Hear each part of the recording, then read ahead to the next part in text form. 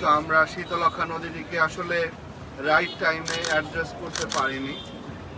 সেই নদীটি আজকে হারিয়ে গিয়েছে। সেই নদীতে এখন আর জীববৈচিত্র্য পাওয়া যায় না, সেই নদীতে এখন মাছ পাওয়া যায় না।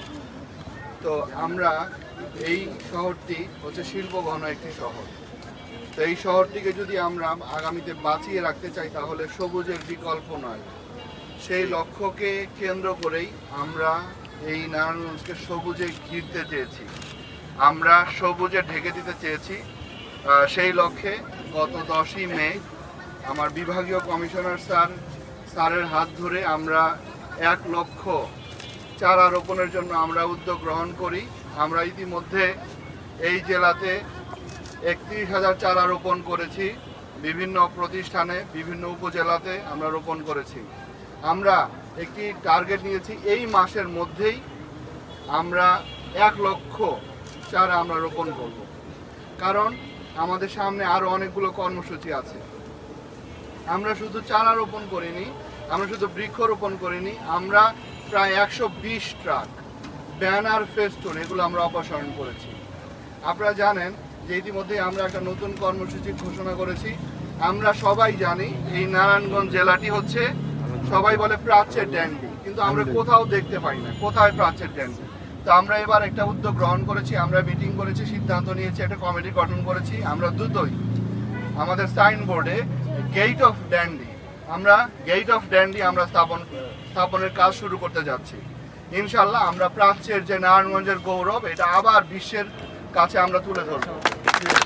আমরা প্রত্যাশা করি নারায়ণগঞ্জবাসী আমাদের গ্রিন অ্যান্ড ক্লিন কার্যক্রমে, আমরা বৃক্ষরোপণের কার্যক্রমে যেভাবে আমাদের পাশে থেকেছে, আমাদের সেই গেট অফ ডান্ডি যেটা আমরা করব, সেই গেট অফ ডান্ডিতেও নারায়ণগঞ্জের সকল স্তরের সর্বসাধারণ সকল জনগণ আমাদের পাশে থাকবে। সেই প্রত্যাশা রেখে এবং এই সবুজায়ন, এই প্রত্যেকটি নাগরিক, এটা শুধু আমাদের একার দায়িত্ব না, এটা শুধু নিতাইগঞ্জ ব্যবসায়ী সমিতির দায়িত্ব না, এটি প্রত্যেক নাগরিকের দায়িত্ব হচ্ছে গাছ লাগানো। যদি আমরা গাছ না লাগাই, যদি আমরা সবুজ না করতে পারি, তাহলে আর 5 বছর পরে এই শহরে যেভাবে এক্সপান্ড করছে ইন্ডাস্ট্রিয়ালাইজেশন, যেভাবে বেড়ে যাচ্ছে, সেই ক্ষেত্রে কিন্তু আমাদের জায়গা থাকবে না। সুতরাং আজকেই আমাদের সচেতন হতে হবে।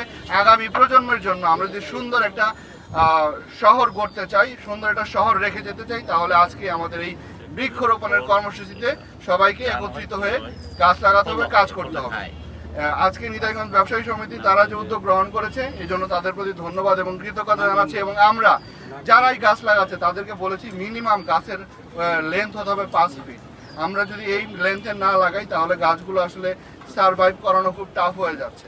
তো আমরা সবাইকে, আমরাও যেখানে আমরা ধন্যবাদ জানাচ্ছি আমাদের পরিবেশ উপদেষ্টা মহোদয়কে, যিনি আমাদেরকে প্রায় 10,000-এর মতো গাছ দিয়েছেন। এছাড়াও বিভিন্ন প্রতিষ্ঠান আমাদেরকে গাছ দিয়ে সহায়তা করেছেন এবং সর্বস্তরের বিভিন্ন চেম্বার অফ কমার্স, বিকেএমএ তারা সহায়তা করেছেন। সবাইকে আমি ধন্যবাদ জানাচ্ছি, ব্যবসায়ী সমিতিকে আমি ধন্যবাদ জানাচ্ছি। এবং আগামীতে আমাদের সকল কর্মসূচিতে আপনারা পাশে থাকবেন সেই প্রত্যাশা রেখে, এবং আমাদের নারায়ণগঞ্জ একদিন সবুজ হবে, একদিন সুন্দর ফুল ফুটবে, এই কামনা করি। এবং আমরা যখন নারায়ণগঞ্জ শহরে বিভিন্ন জায়গায় যাব, ঘুরবো, আমরা একটা সুবাতাস পাবো, আমরা একটা সুঘ্রাণ পাবো, সেই প্রত্যাশা রেখে আবারও সকলকে ধন্যবাদ জানাই আমার বক্তব্য শেষ।